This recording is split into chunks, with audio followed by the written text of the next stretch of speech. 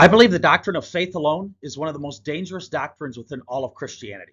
And as Catholics, we shouldn't be afraid to defend that more than faith is needed, as souls are at risk. Can you get into heaven if you don't forgive? Jesus taught if you don't forgive, then the Father won't forgive you. How do you get into heaven if you're not forgiven? Can you get into heaven if you aren't charitable? Jesus told a parable about sheep and goats. The sheep were the charitable and were welcomed into heaven. However, those that didn't feed the hungry or clothe the naked or welcome a stranger, they are told to depart from him and sent off to eternal punishment. But I had faith doesn't sound like a satisfying argument. Can you get into heaven if you aren't humble? If we aren't, then Jesus says we will have no reward from the Father. No reward sounds like no heaven to me.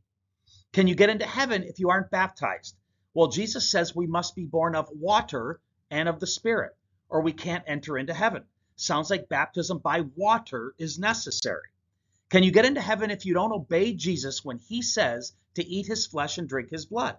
Jesus says if you don't eat his flesh and drink his blood, you have no life within you. If no life, then how can you obtain heaven? I think we should listen to Jesus when he says, if you do, you have eternal life.